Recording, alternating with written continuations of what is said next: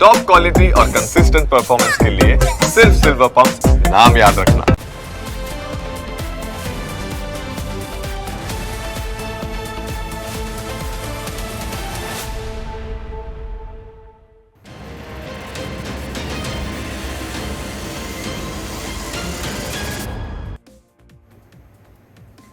સુરત શહેરને કોણ ચઢાવે છે નશાના રવાડે? ડ્રગ્સ, દારૂ અને બીજા નશીલા પદાર્થો અત્યાર સુધી વેચાતા હોવાના દાવાઓ થઈ રહ્યા છે અને એની વચ્ચે સુરતની શાનને ધક્કો પહોંચાડતો એક વિડીયો સોશિયલ મીડિયામાં વાયરલ થયો, જે જોશો તો સમજાઈ જશે કે સુરતની અંદર આ શું ચાલી રહ્યું છે।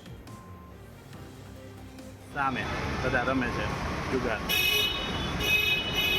આ ભાઈ બધા જોવા જાય છે અને હજી અહીંયા વસ્તુ લેવા જાય। ગાંજો, ચરસ બધું અહીંયા જ વેચાય છે।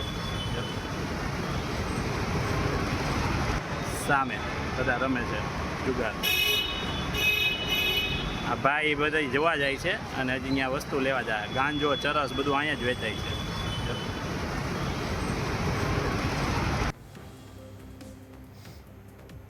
આ તસવીર સુરતના સરથાણા વિસ્તારના બ્રિજ નીચેની છે, જેની અંદર એક જાગૃત વ્યક્તિ કહી રહ્યો છે કે જુઓ, ખુલ્લેઆમ અહીં આ પ્રકારનો ધંધો ચાલી રહ્યો છે। ખુલ્લેઆમ સુરતની અંદર આ વિસ્તાર એટલે કે જે બ્રિજ છે એની નીચે દારૂ, ડ્રગ્સ, ગાંજો અને જુગારની રંગત હંમેશા જોવા મળતી હોય છે અને આ વિડીયો તેનો પુરાવો છે।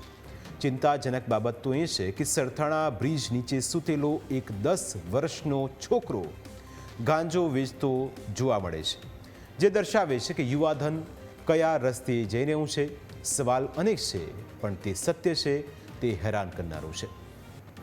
આ સમસ્યાને અતિ ભયંકર ગણાવી ધારાસભ્ય કુમાર કાનાણીએ મ્યુનિસિપલ કમિશનર અને પોલીસ કમિશનરને પત્ર પણ લખ્યો અને એની અંદર એ વાતનો ઉલ્લેખ કર્યો કે આ સ્થિતિ દિવસે ને દિવસે સુરતની શાનને વધારે ઠેસ પહોંચાડી રહી છે।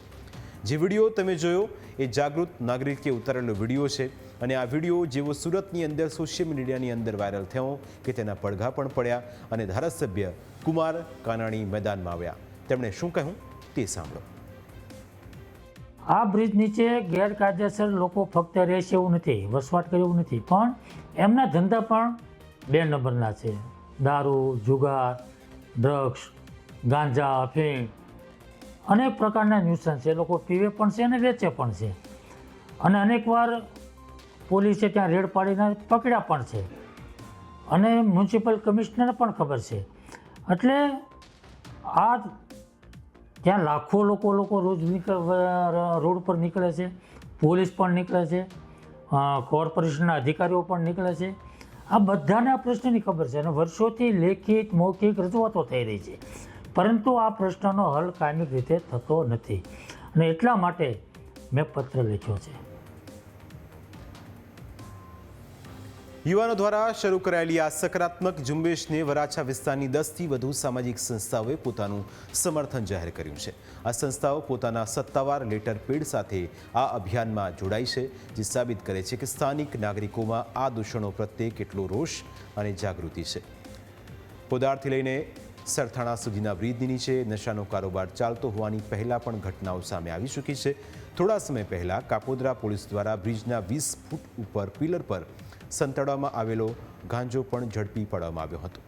અત્યારે જ્યારે આ સમાચાર હું વાંચી રહ્યો છું ત્યારે અપડેટ એક એ પણ મળી રહ્યું છે કે ન્યૂઝ કેપિટલના અહેવાલ અને કુમાર કાનાણીના પત્ર બાદ એસએમસી એક્શનમાં આવ્યું છે અને જેટલા પણ બ્રિજ, ફરી એક વખત એ તસવીરો ટીવી સ્ક્રીન પર આપને બતાવીએ જેથી આપને ખ્યાલ આવે કે કઈ જગ્યાએ આ પ્રકારનો આખો ગોરખ ધંધો ચાલતો હતો। એ તસવીર જુઓ અને એ તસવીરનો પત્ર દ્વારા ઉલ્લેખ કરવામાં આવ્યો, એ તસવીર પોલીસ વિભાગને પહોંચાડવામાં આવી, કમિશનર સુધી આ અહેવાલ પહોંચાડવામાં આવ્યો એટલે એના પડઘા પણ પડ્યા છે।